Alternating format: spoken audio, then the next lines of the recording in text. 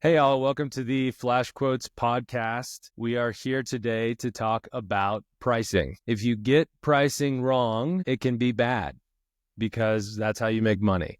We hear a lot about pricing from Flash Quotes customers, caterers that we're working with. They say, hey, am I missing out on bookings because I'm too expensive?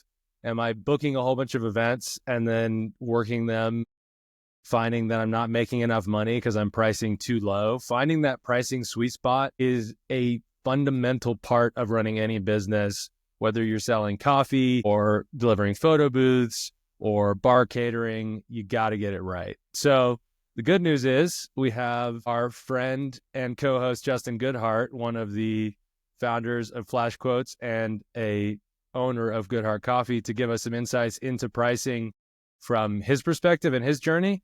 Then we're going to talk about some of the psychological, crazy brain elements of pricing and how to do it right. And then we're just going to talk and riff about how you can be awesome on pricing. So let's jump in.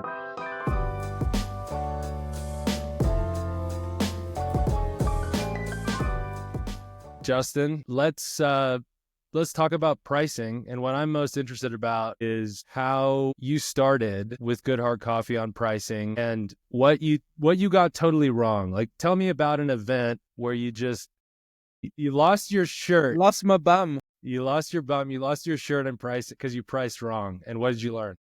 Yeah, well, that's a good question. That's a good question. It's been a long time now that I've been pricing a little more mathematically, but in the early days, I think in the early days, what I did wrong and what I see a lot of coffee caterers can get wrong is just they price things out of their own wallet. That's a pretty common phrase. They price things out of their own wallet. They're buying things out of their own wallet, or they imagine other people are buying things at a similar budget and out of what budget they would consider to be appropriate. So But maybe explain that phrase, like if that phrase that people haven't heard, pricing out of their own wallet, what does that mean? yeah, so that means that like whatever I could afford, whatever I think is affordable for coffee catering is how I price my services, because I assume that everyone else out there thinks the same about money and has the same financial situation as me. Usually this is like a unconscious thing that you just have working in your mind, because when you think about it and say it out loud, you're like, obviously people make different amounts of money and have different purchasing habits and money psychology than I do. But until you kind of make it conscious, you might just think like, oh, well, $300 kind of sounds like a lot to me. That might be a lot for other people. So that's what I'm going to price. So that can be a problem. And the other problem can be that it goes hand in hand, but it's a little bit different. $400 is a lot to me. And so I have this other unconscious assumption that I will always be the one working this event and doing these events, and $400 is enough for me. So that's all I need to charge. That's a mistake, because hopefully your business will grow. Hopefully you can get staff to work these events, and hopefully you can afford to buy more equipment. And to do all of those things, you can't price that way, because you need to be able to afford to pay somebody however much per hour and grow the business and buy more equipment. So yeah, that pricing too low in the $300 to $400 range for coffee catering, or even a lot of, we see bar caterers, we see photo booths start too low. It's usually because they're buying out of their own wallet, and they're not thinking ahead to the additional equipment purchases and staffing that they will eventually need to pay to work these events. So those are two big mistakes. So what if you're starting from no knowledge, you're starting from scratch, you've just bought a photo booth and you're getting ready to launch a photo booth business because you've seen, you're excited about this side hustle, and maybe you want to grow that into a big business, and you've seen other people do it, but you have no idea how much photo booths cost, or at least how much, let's say, you're based in Raleigh, North Carolina, and you don't know what people are willing to pay. You don't know what to charge for a wedding versus a birthday party versus a conference. Where do you start? That's a good question. Well, it is a good idea to see where your competitors are at, because these things can vary geographically. So I personally am a fan of maybe doing a little secret shopping, or even if you're uncomfortable doing that in your city, do it in another city nearby, or you think that's a representative market, and So that'll get you calibrated to what other people in the area are charging, because that's relevant, and those things can differ by geography. So when you say secret shop, you mean go get some quotes from your competitors and see what they're charging, right? And Yes. Yeah. some people may not think of that or it may not be intuitive to them, but that's a common tactic, right?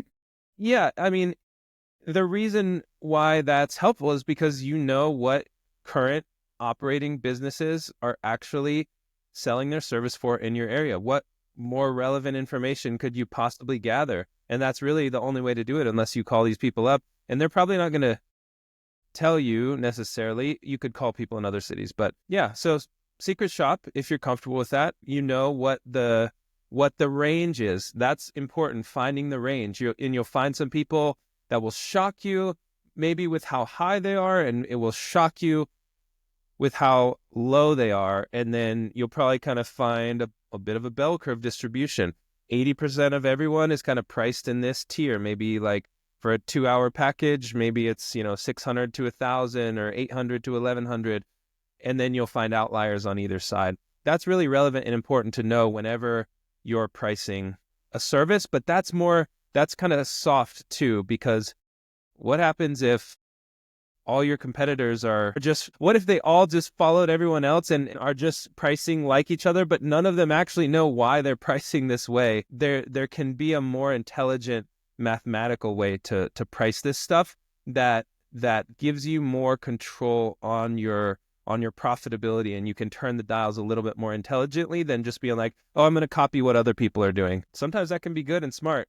Sometimes that can get you in trouble. Let's unpack the smart, calculated approach and even compare that to pricing for value, right? Because there's this world where you're looking at your cost of goods sold or your COGS, and you're saying, hey, to put on this service, it's going to cost me X amount for one barista or one person to man this photo booth. And I've got these supplies that are perishable that are going to be used up. And I've got all these things that I have to think about. Obviously, the duration of the event, the amount of travel, a lot going in there from a calculation perspective, which is critical to getting to the right margin from your total cost. How much more money do you want to make on top of that?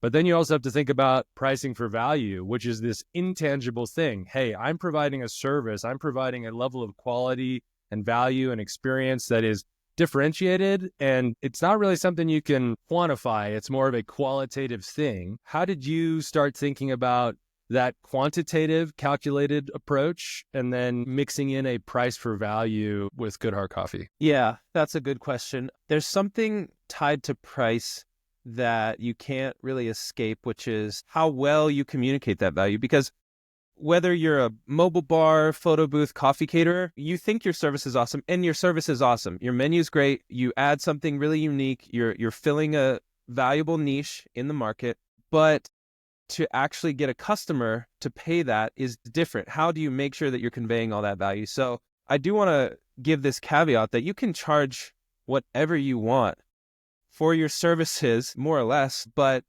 will someone pay that? They have to understand and perceive you to be that valuable too. So that's where like having really powerful visual indicators of quality, great photos, like having your website walk people through the buying journey and making sure that they have all the information they need is so critical regardless of industry, because we see that if you go look at people who command high prices or people who have high volume or a combination of that, their websites convey the full value of their service extremely well, and you will not be able to command premium prices, and you will not be able to get a high volume of events unless you do a great job of walking people through the buyer's journey and conveying value on your website really, really well. So that's a key piece. Then from there, so we talked about kind of conveying value through your website. If you're doing that effectively, it will show in your booking percentage. So tracking your booking percentage of, if I get 20 leads, how many of those actually book? It's like, when it comes down to it, the nuts and bolts of how well you're priced and how well you communicate your value. If you have a high lead volume and your booking percentage is low, there's a mismatch. You're either charging too much or not conveying the value to the client. I think another piece of the puzzle might be that the qualitative piece of the value is relative to it's in the eye of the beholder, right? It's kind of goes back to the don't price out of your own wallet, price out of your end customer's wallet. Obviously, so pricing could be a range, right? You might end up pricing lower for certain types of events and higher for others, right? Someone might have a bigger budget for their dream wedding than they do for their birthday party or for their kid's birthday party. So I think to Daniel's question about like the quantitative versus the qualitative, you need to understand like the nuts and bolts. This is our minimum. We cannot profitably serve events, or it's just not worth our time and energy to go serve if it's below this. But there is no maximum, right? And as you get experience, people tend to learn large, when I'm serving at a Fortune 50 office, they maybe have a larger budget, or when I'm serving at South by Southwest, they maybe have a larger budget than this individual that I'm working with. And so adapting your pricing to the ranges that different types of people and different types of events expect is kind of obviously above that minimum threshold where it's not worth your time. That's kind of where you can start to find more margin and more profitable events. Yeah. Mm. Yeah, and then I'm a big fan of mathematically driving your pricing. So like Daniel mentioned, figure out what it costs to serve this event. So that in a simple way, whether you're in bar, photo booth, coffee catering, you have probably $300 to $500 worth of expenses that you have for every single event before you have serviced the client at all. You've got to pay your staff to pick up the equipment, load it up, drive there, set it up. And then without even having served, they also have to pack it up, drive back, unload, restock.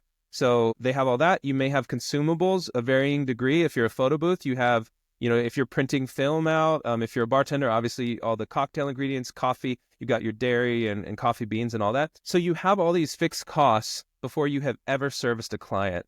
And typically in the coffee catering industry, or these costs are frequently around $300 to $500. And that's like, we don't make any money if we charge, this is just enough to cover our costs. So typically you'll want to figure out what those are, calculate the entire shift duration. If you're doing a 3-hour event, calculate the entire shift duration and figure out, okay, it's a 3-hour service, but I have to pay my staff for 8. And then, whatever, you pay your staff 20 an hour, 25 an hour. All right, I've got 200 in labor costs. I expect to serve 100 drinks. My costs are 50 cents a drink or 75 cents a drink. And then I've got, mileage fee that I need to pay for my van or pay my staff for their van. So you put all those together and then you figure out, do you charge an hourly fee for the service or do you charge a per guest fee on top of that? But driving the price mathematically and driving it on your costs is the most intelligent and refined way to be able to turn those dials. Let's say it costs you $300 to go service this event. So what do you want to charge? You could charge $600, $900, $1,200, but knowing your costs and then figuring out the multiple and the profit margin will allow you to have so much insight into how much you can turn the dials and how to turn the dials. Whereas if you have no idea about your labor costs, cost of goods, travel fees, you're going to be just shooting blind and costs could really sneak up on you, especially as you start to scale. How do you recommend if someone doesn't have labor, let's say they're not to phase 3 or past yet, they're still serving every event themselves. How should they account for paying their own labor costs? They should, when they're starting out, act as if they're paying someone to do the event, because otherwise they'll probably be in that, what we talked about earlier, where, I don't have to pay labor costs, so I can charge $400 for this event. You should act as if you're paying someone, even if it's you directly doing the work, so that when you do start to pay someone, you'll already have the margin, you'll already have the pricing in place for that. Nice. So look around your market, see what people are doing, get a sense of the baseline, what the high is, what the low is, what the average is. Avoid losing your shirt, do the quantitative work, do your homework. Understand your costs so that you're not pricing where you're going to be losing money on this event. And then the sky's the limit on the qualitative side of things. Don't price based off of what you can afford. Think about the market. Think about who's buying your product, who they are. If they're a big organization, don't cut yourself short. Like, charge and think about the value of what you're doing. And maybe in the context of that, Justin, you said something really interesting, which is, look at your booking percentage, because that can give you a lot of detail on what's going on. If you're getting a lot of leads and you're only booking 1 out of every 10, 1 out of every 20, which is 5%, that can be a pretty good signal that something's wrong, and pricing too high could be a part of that story.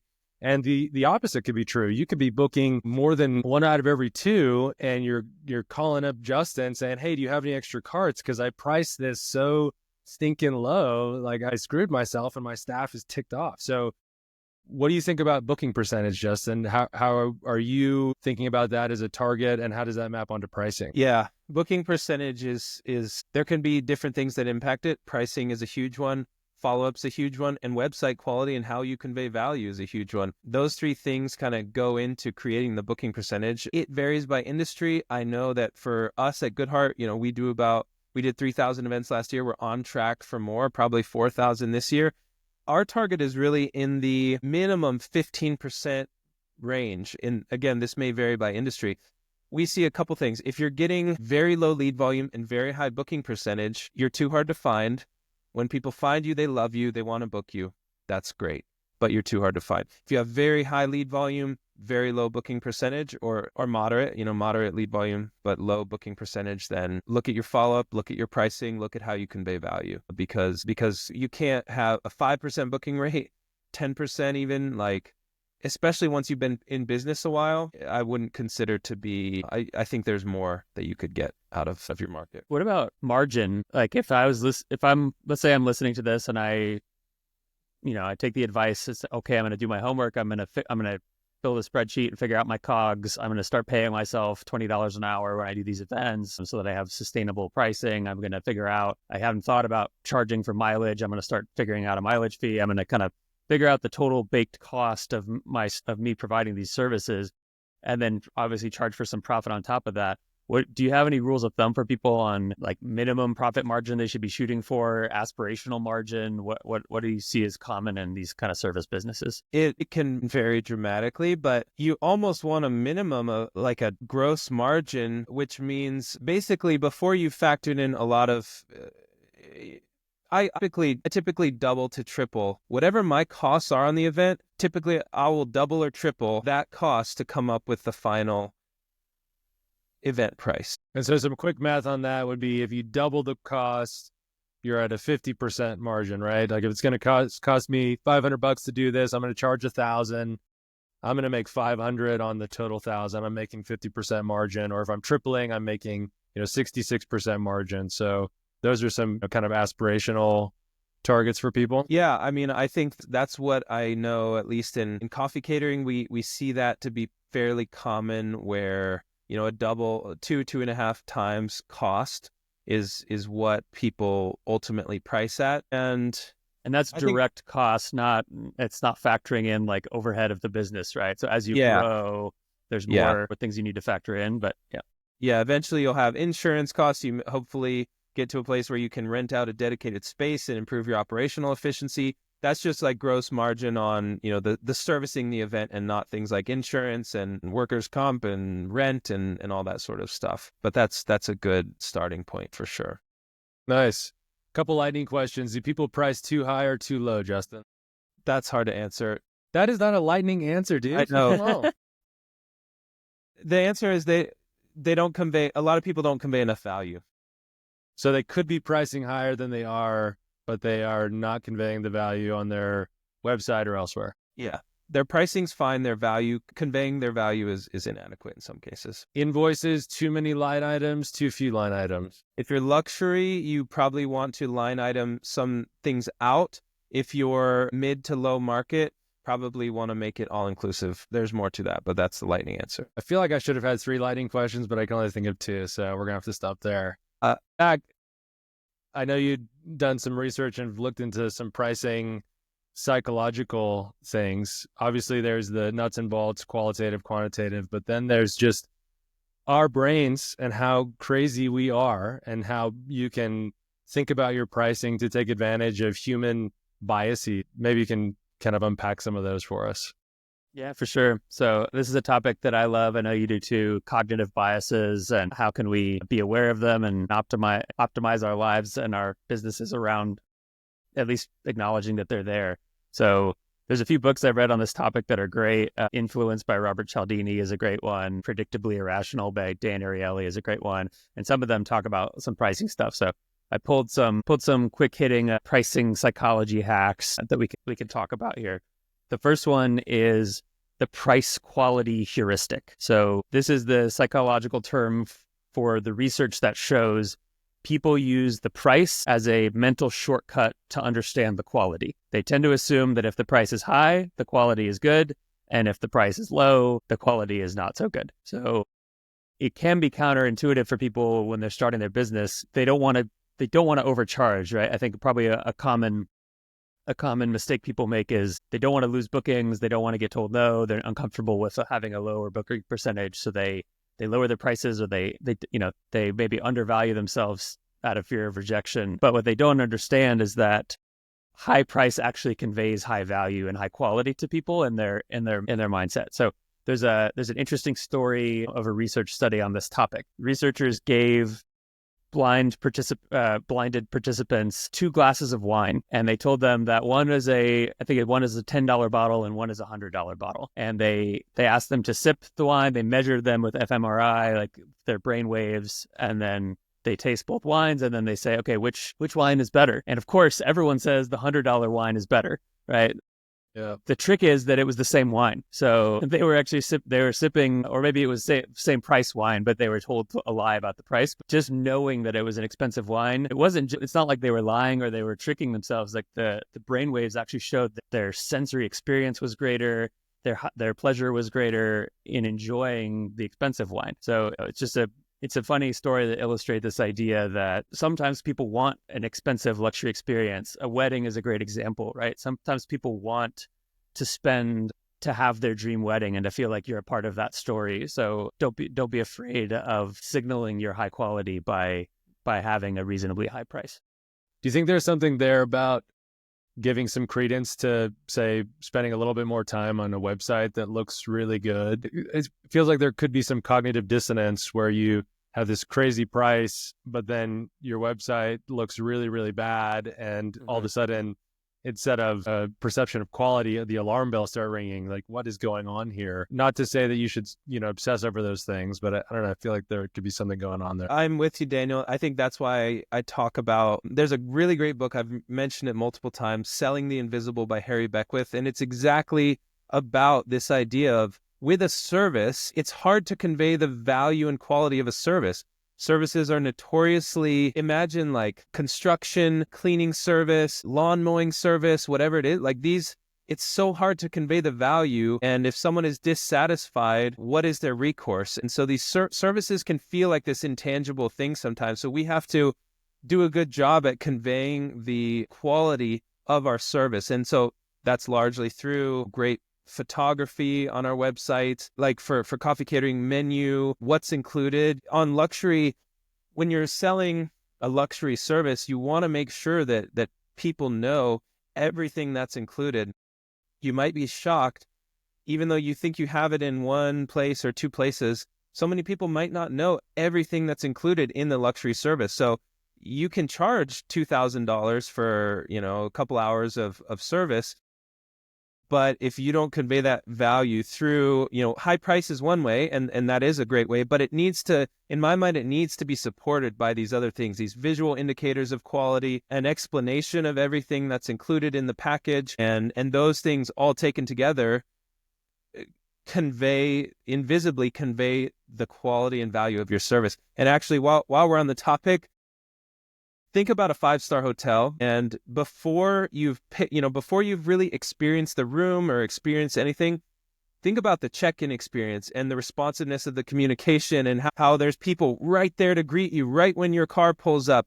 Your website and your communication is the equivalent of that, where if you're not responsive in email and text and communication, you're not signaling that high-quality experience. They're rolling up to a Motel 6 if they submit a form and you don't contact them for days or at all, or it takes forever and your quote looks crappy, that's an equivalent of a Motel 6. If you want to actually give someone a 5-star experience, you have to sell them before the sale, which is the responsiveness of your communication. When they submit that form, call, text, email, tactfully, but very, very responsively. And so that's a big piece to me of conveying the value.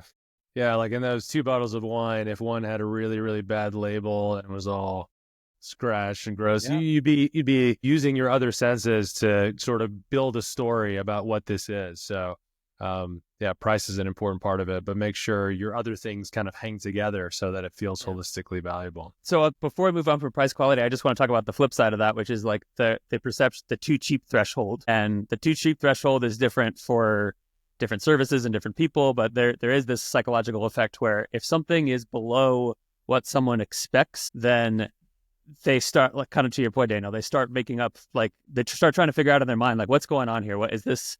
Something's weird. Something's off. This isn't what I expected. I'm probably going to go a different direction. This probably isn't what I wanted because it's cheaper than I expected. It's particularly tricky in service businesses because no one really knows what 3 hours of a coffee cart should cost. It's sort of an arbitrary thing, right? But if someone is getting a quote on your website and they think, I guess this is probably going to be like $500 to $1,000 would be my intuition, and then they get a quote for $250, they're going to be like, maybe I'll look somewhere else. Maybe this isn't what I thought it was, right? And maybe they're just dropping off Starbucks or something, because this doesn't match my mental image of what I was paying for. So there's a Goldilocks, right? You don't want to be too cheap. You don't want to be too expensive so that you're losing business, but experimenting with your pricing to try and find that sweet spot and erring on the higher end is probably the right way to take advantage of the price quality heuristic. And also then beware of the pricing out of your wallet. If you grew up in a really frugal family like me, who went to Burger King when there was 99-cent Whoppers and shared a drink and shared fries, if you're trying to start a service business, you're probably going to price things too damn cheap because you're thinking about what's affordable for you, or you still have those old patterns of pricing. So yeah, that's good to know. Yeah. So the second psychological trick that plays into this is called anchoring.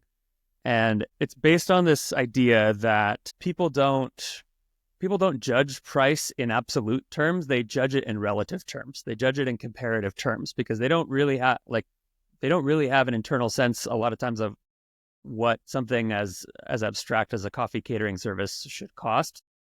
It's especially true there, right? Where maybe they have a pretty good sense of what a gallon of milk should cost, but people tend to evaluate things comparative to other things. How you anchor and how you compare your offerings amongst themselves can drastically affect how what people end up buying and what they end up choosing. So you'll frequently hear people say like, "Oh, anchor high," because then you can work backwards from there. That's like one example of anchoring, where if the first price you give them is very informative and kind of helping them calibrate where the relative range of what to expect.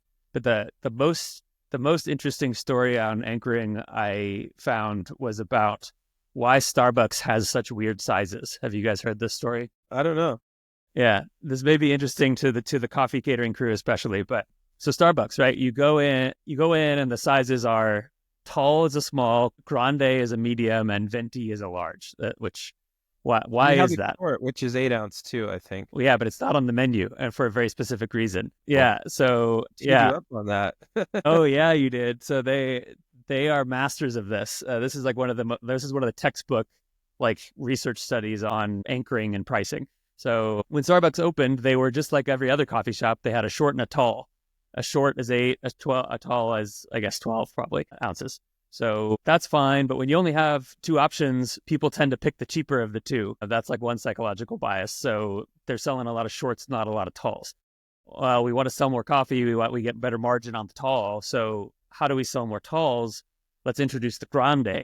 So now when you have 3 options, people tend to choose the middle. So psychologically, they're afraid that the cheap might be too cheap or not quite live up to their expectation. But the grande, that's who needs 16 ounces of coffee? That's $5 for a cup of coffee. I'll do the middle. The middle is the tall, so that they started selling tons of talls. Cool, that worked well for a while. That makes sense. But Starbucks is growing. They want to grow their profit. They want to grow their top line. How do we sell more grandes? Like, no one's buying grande. It's too expensive. It's too big. People aren't used to buying a 16-ounce coffee. I know. We'll add a venti and then we'll drop the tall from the menu. So now grande is the middle option. So a lot of people, when the Venti came out a few years ago, probably a decade ago now, I guess, I remember people being like, what? Like a 20-ounce coffee? That seems absurd. Like, why would anyone buy a 20-ounce coffee? They're not trying to sell the 20-ounce coffee. They're trying to sell the grande. But because you have a crazy high expensive option, a $7 coffee at 20 ounces or whatever it costs now, people tend to go to the next best one. And by comparison, the $5 grande looks like a really good deal. So the whole point of the Venti is to sell more grandes. And then they don't want to have the menu confusion of having 4 different choices. So they drop the tall. You have to ask special for the short. They drop the short. So you have to ask special for that. You only see 3 choices. People just pick the medium one. It feels safe. So the lesson there is add a crazy expensive option, and people may not pick it, but it serves a different purpose. It serves as a redirect and an anchoring high so that your middle tier feels really good and feels really reasonable by comparison, because they're not looking at the absolute numbers so much as like, the middle price seems like I get a lot of money, compared to it's almost as good as the really expensive one. And, it's a fraction of the price. So I'll pick that. And that's how you can kind of steer people towards picking the option that you want.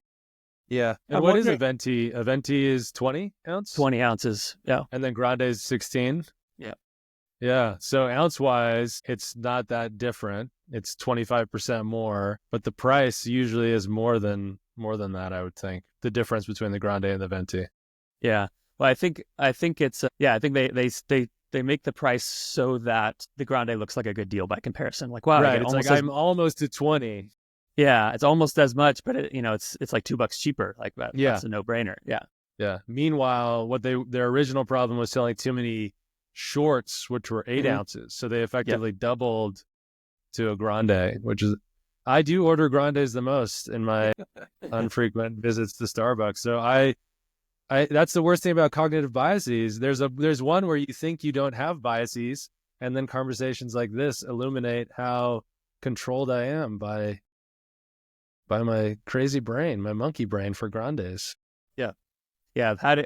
The statistic I saw in my research was that just adding a more expensive option, even if you don't expect anyone to ever buy it, increases the choice of your middle option by 40%.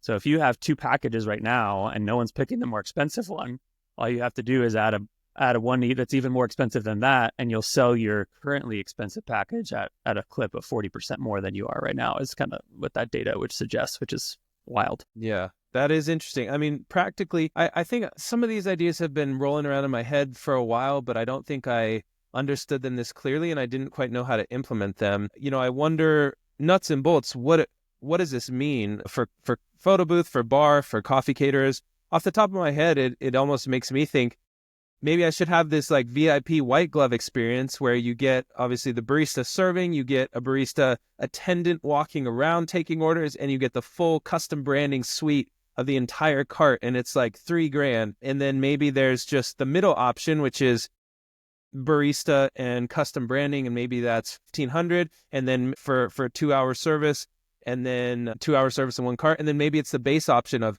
just barista, no custom branding, no like attendant walking around taking orders, and that's $800. I wonder, I wonder if I implemented that. I think that'd be a super fascinating experiment to see if we start to move more custom branding because of that.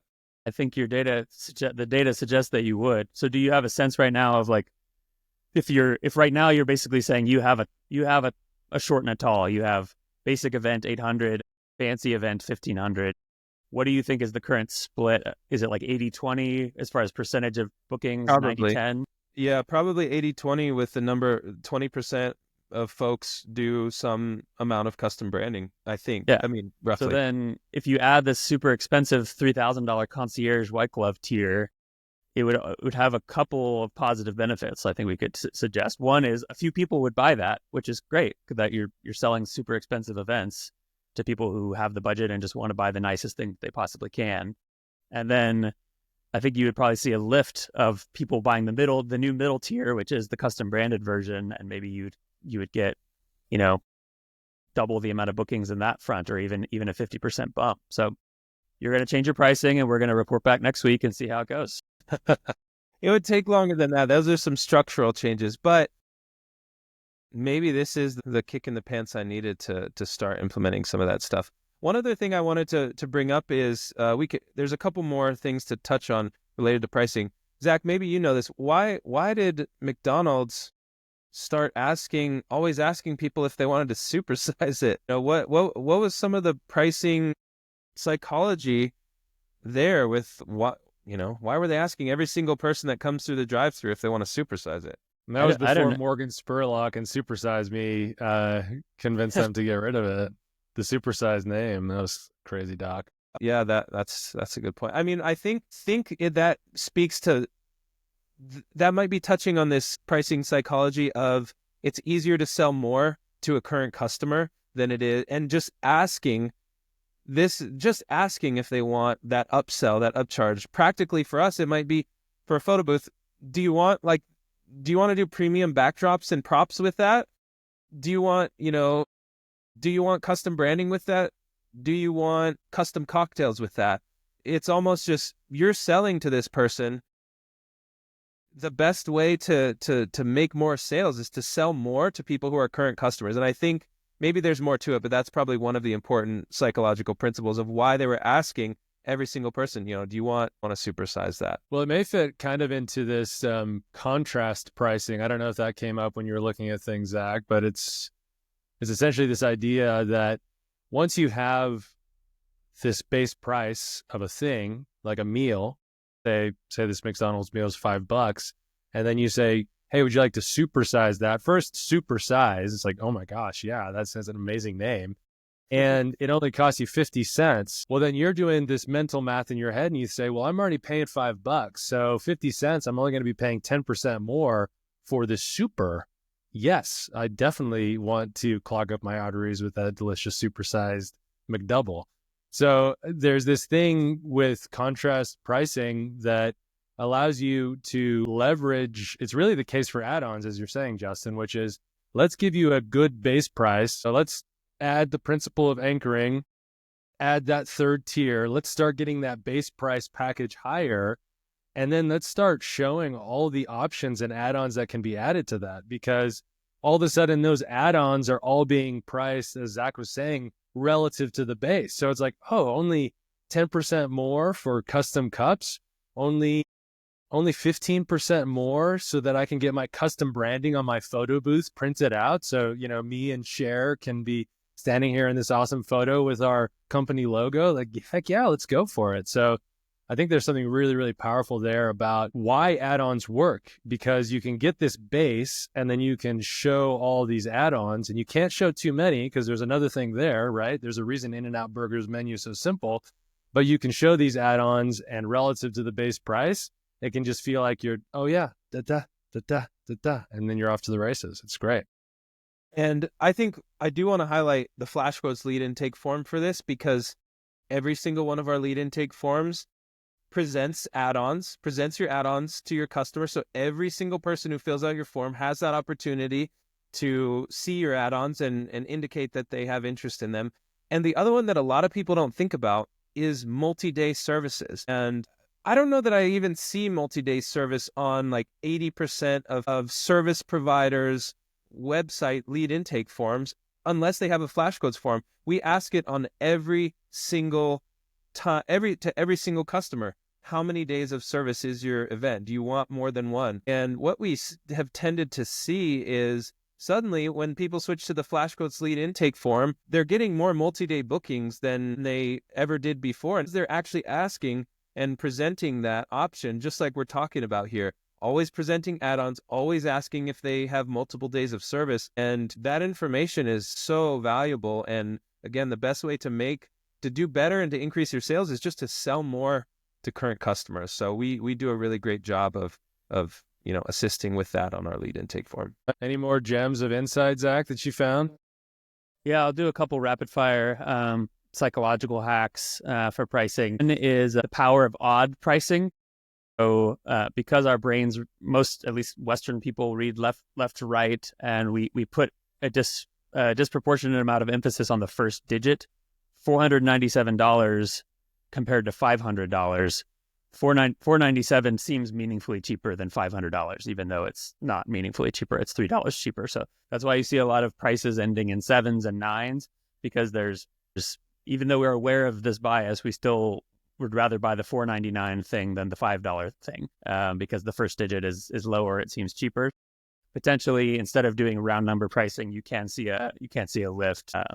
The data would suggest by rounding down a few bucks, so that it's $4,997 instead of $5,000. It just feels more palatable to people. Same thing when you're, as Daniel and all of us know, when we're shopping for homes, it's more palatable to buy a $999,000 home than $1 million home when you're browsing Zillow, at least in Denver, Colorado. That seems like what we're gonna have to pay.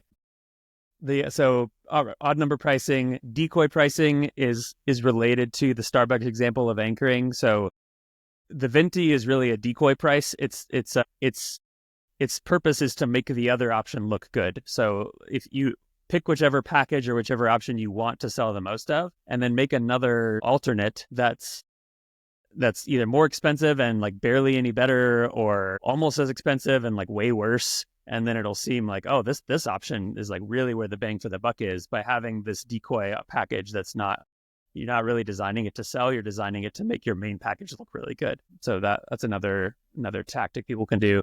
And the last one on the topic of McDonald's relates to packaging. So and add-ons, right? How do you decide what to itemize out versus what to include in a package or a bundle on your quotes? There's no fixed answer here, but you only want to package and bundle things that almost everyone is always going to want all of the time. You don't want to throw in things into your package or your bundle that some customers don't perceive as valuable, because it actually degrades the value of the price of the bundle. So an example that I've heard before is like a McDonald's value meal. It's packaged a very specific way because almost everyone wants a burger, fries, and a drink. There are very few people who are like, I really don't want the drink, I just want the burger and fries. So bundling those things feels like a value. It's like, okay, I'm getting a good price for a batch of stuff that I wanted all of it. But there's a reason McDonald's doesn't throw in a cup of coffee into the value meal, and it's because most people don't want a cup of coffee with their value meal. So even if it was like an extra thing that should be perceived as like a bonus, right? Even if it was being priced the same, people would push back on it and not want that package because it has something in it that they don't want, and so they feel like they're getting ripped off, or they're paying for more than they wanted. So rule of thumb, if not more than like 80% of your customers want something, don't include it as a part of your base package. Just include it as an add-on. Let people self-select into those upsells and those treats who want it. Otherwise, you may get pushed back and be like, well, I didn't really want the extra hour of service, or I don't need all of your syrups. I only want 2. Like, can you give me a discount? You don't really want to get into that game. So try and craft your package so that it all feels delightful and like something everybody wants to take advantage of. I strongly agree with that. And actually, I feel like I see fairly commonly a little bit of the opposite of this taking place, where in some coffee catering scenarios, people are adding these syrups and things like chai that maybe 80% of customers do want. They're breaking it out and having it as an add-on. And I think to your point, Zach, if 80% of people do want, your 2 house-made specialty syrups and hot chocolate, if 80% of people want it, then just include it in the bundle instead of line iteming it out, because you're just creating more friction and creating an add-on out of something that probably should just be a part of your base package, even if that means your base package costs a little bit more. I think there's something to be said here for just, especially in service businesses, customer confusion, customer friction, an unclear buying experience can reduce sales. And so just having that bundle dialed in for what 80% of your customers want is really important. So it goes both ways. Don't include things that people don't want in the base package, and make sure that you're including everything that people do want in the base package. Don't break those things out as line items if everybody always orders them anyway. And don't break out something that can't actually be excluded, right? Some people will put in a travel fee line item regardless of how close the event is. If this event is 10 miles away and you're just using the travel fee as a way of informing your pricing, based off of your costs, but it's not something that I can't just say, well, I'd rather not have the travel fee. Okay, well then put it in your main price. Stop breaking it out into a whole bunch of line items that are unnecessary. I agree with that. And although I have seen recently, well, there has been some insight recently, specifically from Cynthia at Always Kind, who just started using flash quotes.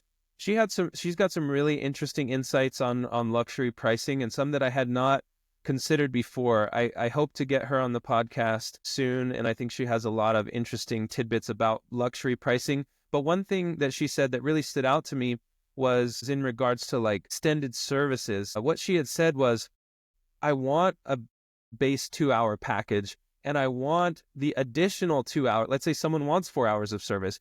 She wanted to break out the base package as a 2-hour line item and then the added hours as their own line item. And the reason for that is so that people can opt into the package that they want. They're invited to buy more and they can see things that can be removed from the package, I think, to our point that we're talking about, but they don't necessarily just see in luxury pricing, they don't necessarily see just a $2,000 line item for a 4-hour service. Instead, they see, okay, a $1,500 or $1,200 line item for 2 hours, and then the extra 2 hours as its own line item that they can omit or include as it allows them to create the package they want and the budget they want. And I had never heard it articulated quite that way. And I thought for like a luxury pricing in that scenario, it's good. And I think actually to all of our points, the reason it's good is because you can actually exclude that 2-hour service and just have the 2-hour package. And going back to some of the other stuff, it anchors high, it anchors at 4,000, but it doesn't, give the sticker shock of like, oh God, it's that or nothing. It lets them, if you're going to lose that lead because they only had a $2,500 budget, then it lets them see, oh, I can just cut my service from 4 hours to 2 hours and still have this service. And at that point, spending $2,000, $2,500 feels like a value again compared to the $4,000 initial quote, but they're not just going to totally opt out because it was out of their price range or they had sticker shock from the first quote. What about choice paralysis? I sort of mentioned In-N-Out Burger I think they're a really good example of a simplicity in menus, simplicity of choices leading to really, really amazing outcomes, and having too many choices having a negative effect. If you have too many add-ons, if you can choose all these syrups, if you can choose all these variations, you overwhelm people, and frankly, they just decide to pass, right? What is the kind of way to think about the right level of granularity and customization that isn't just overwhelming people? Perhaps there's just a fixed kind of number, like don't have more than 7 add-ons. This reminds me of, I think, the book I read many years ago, The Paradox of Choice, where they talk about this. This is like well-documented stuff from retail and grocery going back many, many years. And I think if I'm remembering correctly, when the number of choices went above, I think, like 7, to your point, Daniel, I think 7 plus or minus 2 is the most people can handle. Yeah. So that means like, I personally like a little bit less. I tend to not go more than like 5 options or so for add-ons. People could maybe handle up to 9, but it does start to get a little bit, just overwhelming for people. So very, very, very important. Like, you probably shouldn't, even if you have more than 5 services, maybe you shouldn't present them all to everyone all the time. And if you have more than 5 to 7 add-ons, that's fine, but maybe don't present them to every single person.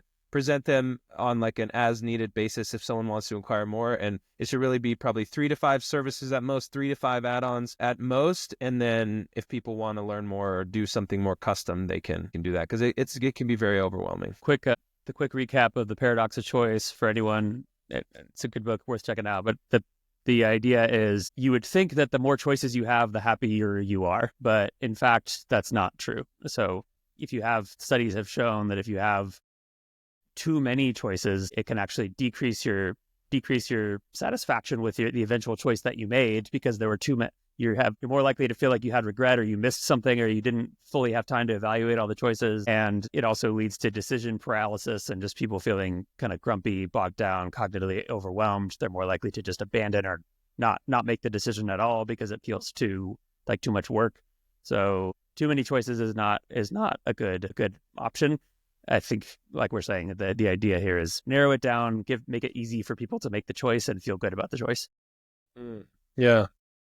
Do some spring cleaning. This is the perfect time of year. Spring cleaning on your add-ons. Take a look at what you're offering and limit that list. Think about how often people want it. If it's chai that 80% of people want, put it in your base package. If it should be combined with other add-ons, then do that. Yeah. Simplify. Like a real example, I'll give one from like bar catering, for example. What you don't want to do is say, here's 40 cocktails we can make. Pick 5. What you probably want to do is say, here's our 5 best packages.